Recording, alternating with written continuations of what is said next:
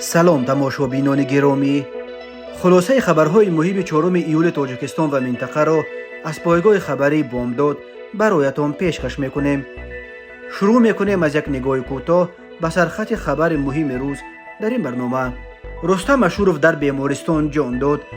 رستم اشورف که 2 افسر را در کشنیوف کشت، افسر سابق وزارت کارهای داخلی تاجیکستان بوده است. خود را کارمند مقامات گفته بینی یک ساکن دوشنبه را زده شکستند. 12 سال حکم زندان رهبر شرکت جمال 2012 برای استثمار غلامانه زنان تاجیک در عربستان سعودی. رستم سالی، سفیری که در اروپا لوبی تاجیکستان را ساخته بود، به نفق رفت. در صدمه فیض آباد 11 نفر هلاک شدند. وزارت کارهای داخله نام قربانیان را نشر کرد. و اکنون تفصیلات خبرها. رستم اشورف، شهروند 43 ساله تاجیکستان که 2 افسر مولداوا را در فرودگاه کشنیوف کشت، شب 3 ایول سال 2023 در یک بیمارستان در پایتخت مولداوا به هوش نیامده جان داد. اشورف شام 3 ایون هنگام عملیات بازداشتش در فرودگاه دست کم 10 تیر خورده بود و از همان روز در بیمارستان در حالت مدوشی قرار داشت. با همین رستم اشورف سر بودن معاون اول رئیس آریان بانک شورت اسمتاللویف را با خود به گور میبرد. او را در تاجیکستان به دست داشتن در بودن بانکدار معروف ایودار میکنند و یک هیئت از کارمندان مقامات دوشنبه برای کمک در تحقیق پرونده اشورف و بازپرسی او در رابطه به پرونده اسمتاللویف به کشنیوف آمده بودند. خبر درگذشت اشورف را ناظرات کل پلیس وزارت کارهای داخلی مولداوا شب 3 ایول در کانالش در تلگرام نشر کرد. نفری که به کشتار 2 کس در فرودگاه بین المللی کشنیوف متهم می شد 15 دقیقه پیش درگذشت. گفته می شود در اطلاعیه کوتاه پلیس مولداوا. سردار پلیس مولداوا فیارل چرنوتسیانو روز 3 ایول سال 2023 در کشنیوف به خبرنگاران گفت بنا به اطلاع دریافتی آنها، شهروند تاجیکستان رستم اشورف که شام 3 ایون 2 افسر را در فرودگاه پایتخت مولداوا کشت، در گذشته 7 سال در ساختارهای وزارت کارهای داخلی تاجیکستان کار کرده است ولی بعدا برای غارتگری محکوم به زندان شده است. سردار پلیس مولداوا گفت معاین کرده شد که اشورف کارمند سابق میلیس تاجیکستان است. او 7 سال در وزارت کارهای داخلی کار کرده است ولی برای رفتار نامناسبش رانده شده است. او عضو یگان گروه تروریستی نیست ولی برای غارتگری زندانی شده بود. در گروه جنایتی که اشورف عضو آن بود، او اجرا کننده بوده است. سردار پلیس مولداوا گفت رستم اشورف وقتی از ترکیه وارد کشنیوف شد مورد شبهه قرار نداشت، چون که نامش در یگان بازی بین المللی نبود و رفتارش نیز آرام بود. در مورد سبب رد شدن خواهش او به قلمرو مولداوا، سردار پلیس گفت باید بگویم که هر سال تا 5000 خارجی را اجازت ورود به مولداوا نمیدهند. ویورل به مولداوا آمدن 3 کارمند وزارت کارهای داخلی تاجیکستان برای کمک به تفتیش پرونده اشورف تصدیق کرد. او قبلا گفته بود که اشورف را به تاجیکستان نخواهند داد بلکه برای کشتار 2 نفر در خود مولداوا محاکمه‌اش میکنند و اشورف طبق قانونهای مولداوا برای 2 کشتار حکم ابد تهدید میکند. شام 3 ایون شهروند 43 ساله تاجیکستان رستم اشورف که از ترکیه آمده بود در فرودگاه کشنیوف اجازت عبور مرز مولداوا را ندادند. در اول فقط برای آنکه او مقصد آمدنش به مولداوا را درست فهمانده نتوانست، ولی وقتی که در جریان تفتیش علاوگی در جستجوی بین المللی قرار داشتن او معلوم شد، اشورف تفنگچه معاون سردار پلیس مرزبانی وزارت کارهای داخلی سرگئی منتونیان را کشیده گرفته خود منتونیانو و کارمند بخش امنیتی فرودگاه پدپلکوونیک مستوی خدمات محافظت دولتی مولداوا ایگور جوفا را پراند. هنگام حمله نیروهای ویژه به حجره‌ای که اشورف در درونش سنگر گرفته بود، این شهروند تاجیکستان دست کم 10 تیر خورد.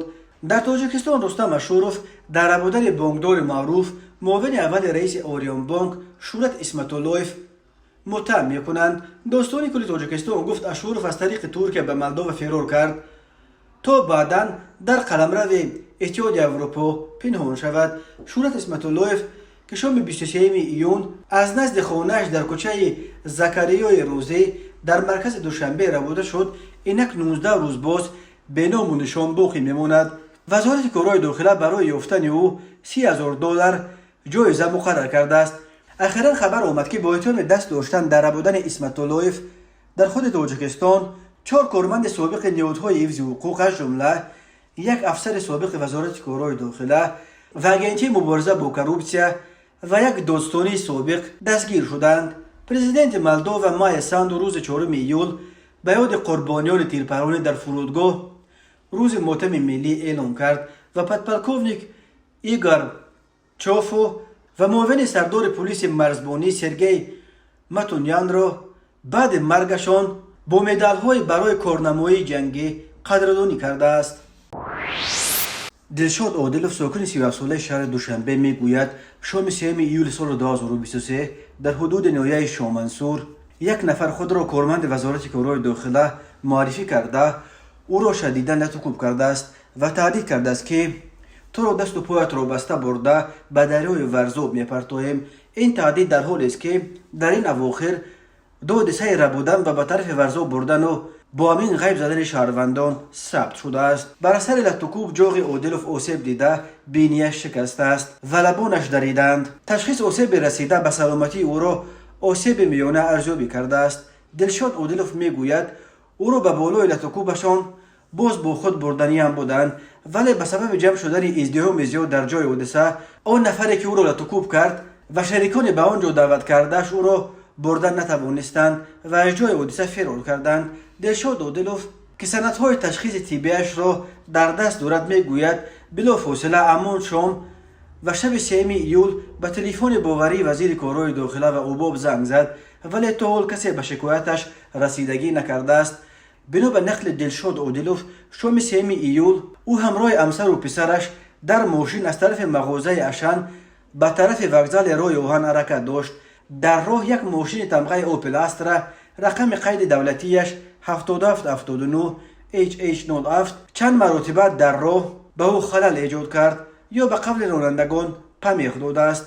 بالاخره دلشاد عادلوف در نزد مغازه شکارچی به اوپل برابر شده ایراد میگیرد که یک بار پمیخ داده 2 بار پمیخ داده چی گپ است، اما از داخل اوپل یک نفر ایستا من زنت را فلان میکنم گفته از در طرف مسافر بیرون شده است و به نزد ماشین عادلوف آمده او را که در داخل ماشین سر چنبر فرمان بود لطم‌کوب کرده است و بر علاوه تهدید کرده است که 5 دقیقه است من کارمند مقامات ملیسه ها میگویند تو را دست و پای را بسته برده به دریای ورزاب میپرتایم. در حقیقت بنا به نقل عادلوف بعد چند شریکان این نفر سوار یک ماشین جیپ BMW X6 به جای حادثه آمدند و نیز خود را از مقامات معرفی کرده کوشش کردند که این ساکن پایتخت را به قبل برداشته برند، اما از بس که در جای حادثه ازدحام زیاد جمع شده بود آنها به عملی ساختن این مقصد خود جرأت نکردند و به ماشین جیپ نشسته از آنجا فرار کردند.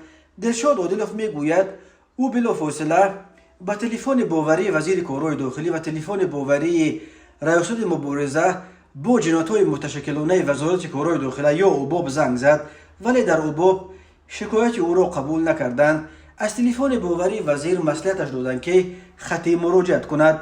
تا ساعتی که این گزارش نشر میشد از این حادثه تقریبا 15 ساعت گذشته بود، ولی دلشاد عادلوف میگوید تا حال کسی به شکایتش رسیدگی نکرده است. از جای حادثه به سر و روی ورم و پرخون راست به بیمارستان قره‌بالا رفته خود را تشخیص کرده است.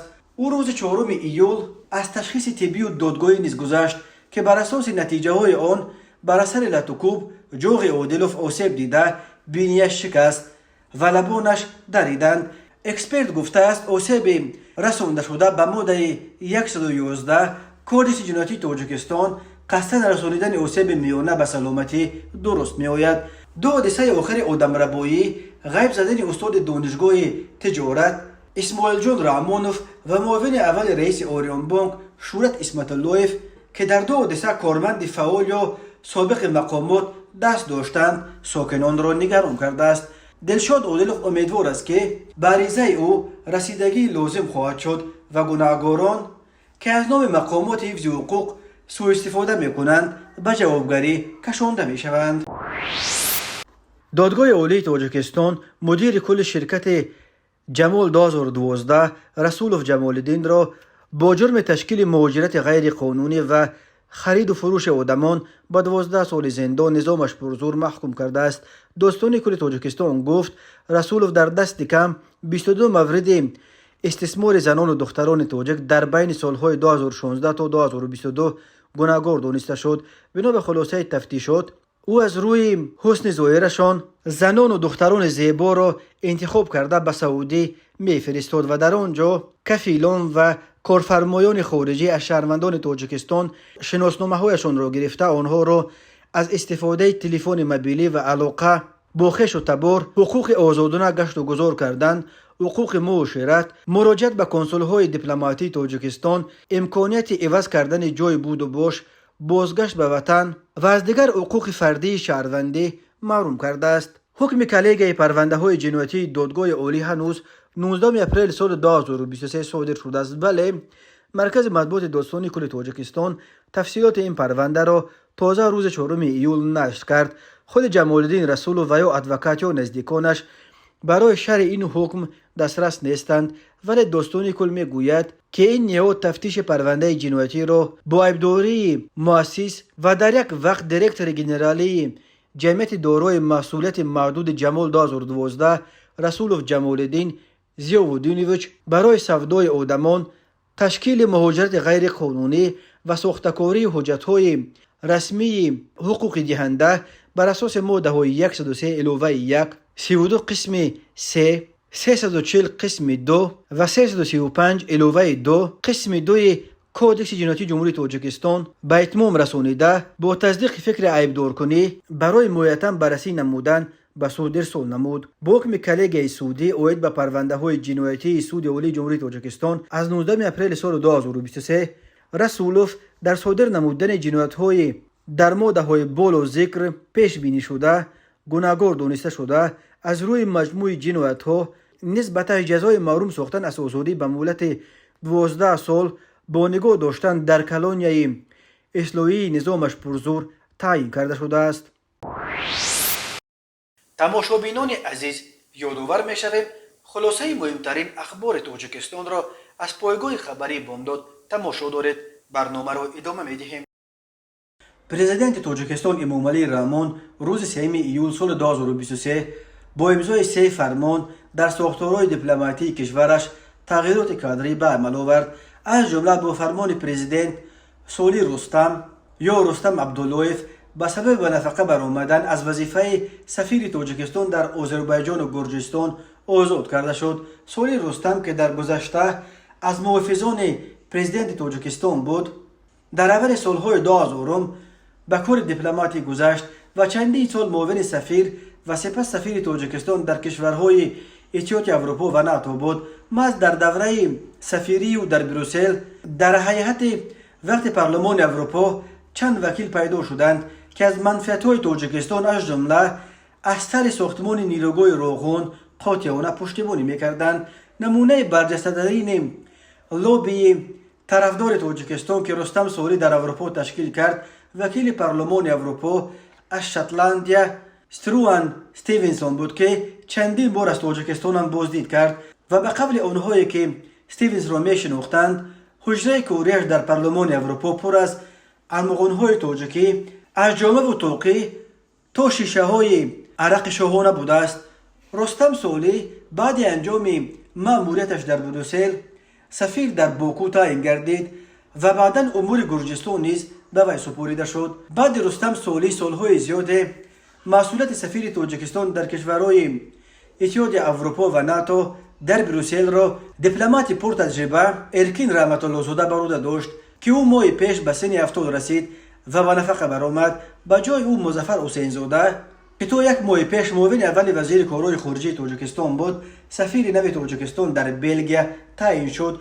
روز 3 ایول امامعلی رحمان با صدور یک فرمان حسین زاده را همزمان نماینده دیپلماتی تاجیکستان در اتحادیه اروپا تعیین گردید و ظاهراً به زودی مسئولیت نمایندگی تاجیکستان در پیمان حربی ناتو و دیگر کشورهای بنیلوکس را نیز به ذمه خواهد گرفت. همین طور روز 3 ایول امامعلی رحمان عبدالرحمن الهام برودزاده را سفیر تاجیکستان در آذربایجان تعیین کرد. عبدالرحمن الهام برودزاده فرزند ادیب شناخته تاجیک برات عبدالرحمنوف بوده.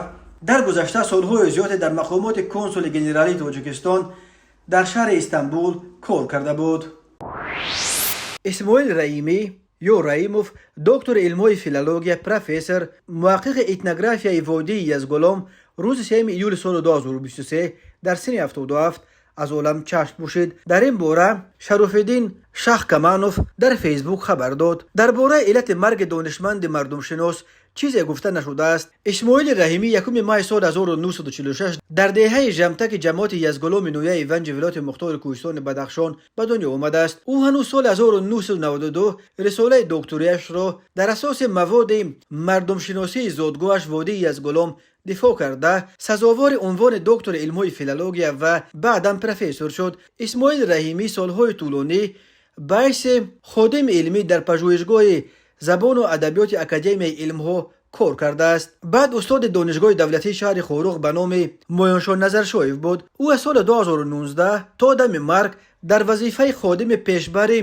پژوهشگاه علم گومانیتاری به نام بهادر اسکندرف اکادمی ملی علمهای تاجیکستان کار و فعالیت داشت. پروفسور رحیمی مؤلف دهها مقاله و رساله دایر به مسائل مختلف علم زبانشناسی است. زیر رهبری او چندین عالم جوان رساله های علمی دفاع کردند.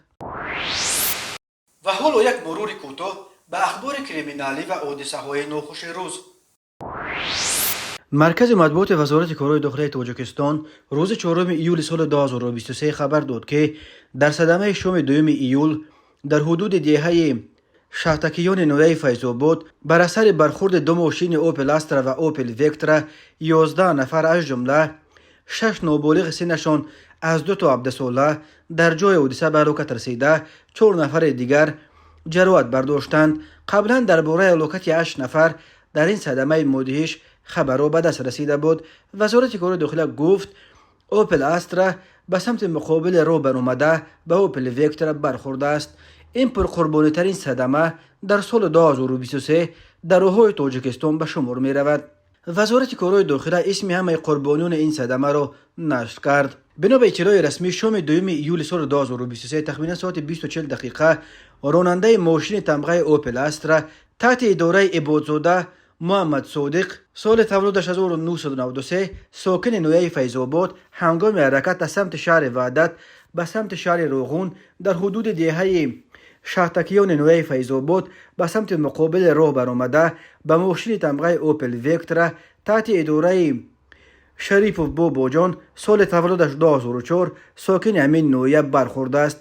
در نتیجه راننده ماشین اوپل وکترا شریپوف باباجان سال تولدش 2004 و مسافران ماشین مذکور شریپوف و زهرا سال تولدش 2006، خرسال شریپوف و خدیجه سال تولدش 2018، دولتوف صبحان سال تولدش 1998، عبدالرحمنزاده طلبشاه دلشاد سال تولدش 2007، بابایف بختاور ایدی بیکوویچ سال تولدش 2001 ساکن نویه فیض‌آباد و مسافران ماشین تمغه اوپل استرا نگمت و مرزیه سال تولدش 1959، خرسال حلیموف ایوب جان سال تولدش 2017، نگمت و بیبی روبیه سال تولدش 1997، شریپوف و شهلا سال تولدش 2007 و خرسال شریپوف عبدالسلام سال تولدش 2021 ساکنان شهر وحدت در جای حادثه به هلاکت رسیدند. راننده ماشین تمغه اوپل استرا عبادزاده و مسافران ماشین مذکور نگمت و بنفشه سال تولدش 1985، نابالغ شریپوف شاهین سال تولدش 2011 و خرسال حلیموف احمد سال تولدش 2019 ساکنان شهر وحدت جراحت‌های گوناگون جسمانی برداشته در بیمارخانه بستری گردیدند.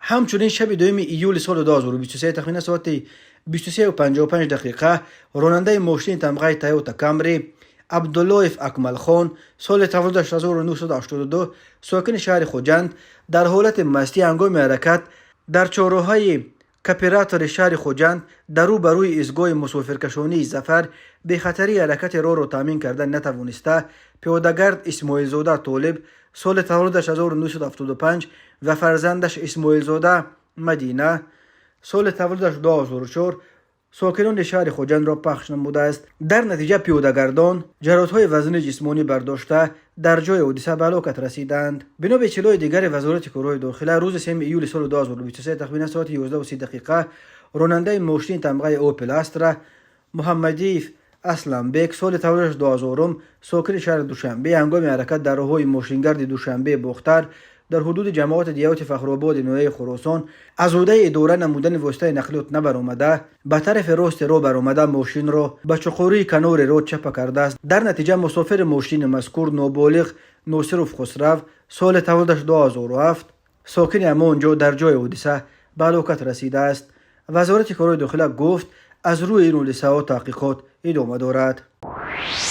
مرکز مطبوعات وزارت کارهای داخلی تاجیکستان روز 3 ایول سال 2023 خبر سوختار در بازار سخاوت در کناره‌های جنوبی شهر دوشنبه را تصدیق کرد و گفت نیمه شب 2 ایول سال 2023 ساعت 05:53 در آشخانه جمعیتی دارای محصولاتش محدود فضل دین واقع در کوچه کروبسکای شهر دوشنبه سوختار به عمل آمده است. وزارت گفت خاموش کردن سوختار بیش از 1 ساعت را در بر گرفته است. هنگام به جای حادثه حاضر شدن آتش نشانان معاین گردید که سوختار داخل و بالاپوش آشخانه را در مساحت 150 متر مربع فرا گرفته خوف پنشوی آن به دیگر بناهای همشفت به میان آمده است. ضمن سفربر نمودن قوه و واسطه ها سوختار در ساعت 09:05 به پررگی خاموش کرده شده زیاده از 12 میلیون سامانی مال و ملک صاحب ملکان از کام آتش نجات داده شد. وزارت کارهای داخله گفت سبب و حجم ضرر حادثه سوختار از جانب گروه کاری معاین کرده می شود.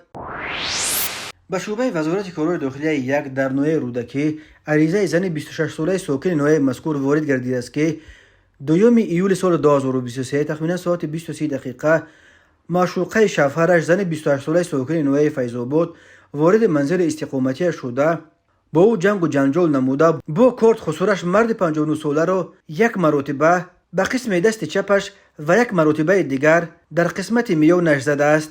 در نتیجه جبر دیده جراحت جسمانی برداشته در بیمارخانه بستری گشته است. سبب چنین برخورد این جوان زن با پدر مرد دوست داشته‌اش معلوم نیست. از روی این حادثه تفتیشات ادامه دارد. این چنین هنگام گذراندن چاره‌بینی اپراتیوی جستجویی از جانب کارمندان میلیسیا مرد 30 ساله ساکن نوحه بلجوان دستگیر شد. نامبرده 2 ایول سال 2023 تقریبا ساعت‌های 23:00 در دهه کشتوت نوحه مذکور با مرد 44 ساله ساکن همین نوحه جنگ و جنجال نموده با کارت یک چند مرتبه در عضوهای بدنش زده است. در نتیجه جبر دیده جراحت‌های جسمانی برداشته در بیمارخانه بستری گردیده است. اوید و حادثه‌های مذکور تفتیشات ادامه دارد. در نتیجه برگزار نمودن چاره‌بینی‌های اپراتیوی جستجویی از جانب کارمندان میلیسیا مردان 42 و 27 ساله ساکنان شهر خوجند همچون گمانبر در صادر نمودن کردار قلابی دستگیر کرده شدند. نامبردگان از 27 نوامبر سال 2016 تا 20 اپریل سال 2020 با روی فریب به باوری مرد 42 ساله ساکن شهر مذکور در آمده با بهانه از خارج وارد نمودن محصولات خوراکه و رونق دادن تجارتشان از او 533,000 سامانی را گرفته تا حال مبلغش را برنگردانیدند. از روی این حادثه تفتیشات ادامه دارد. به شعبه وزارت کارهای داخلی دو در نوحه سینا با عریضه مرد 34 ساله ساکن شهر دوشنبه مراجعت نموده است که 20 یونیو سال 2023 تقریبا ساعت 20:00 شخصان نامعلوم با روی پنهانی وارد مغازه مارکت 101 شده از آنجا محصولات روزگار را دزدیده از جای حادثه غیب زدند. ضرر رسانی شده 6500 سامانی را تشکیل می‌دهد. هنگام گذراندن چاره‌بینی‌های اپراتیوی جستجویی از جانب کارمندان میلیسیا جوان 19 ساله ساکن پایتخت با گمان صادر نمودن جنایت دزدی دستگیر گردیده شد. از روی حادثه مذکور تفتیشات ادامه دارد. تماشابینان عزیز و گرامی، این بود مرور به خلاصه چند خبر مهم امروز تاجیکستان. خبر و گزارش‌های بیشتر از تاجیکستان و درباره تاجیکستان و اطراف آن را در سامانه پایگاه خبری بامداد در این نشانه پیگیری نمایید: www.bomdad.com. خوش باشید.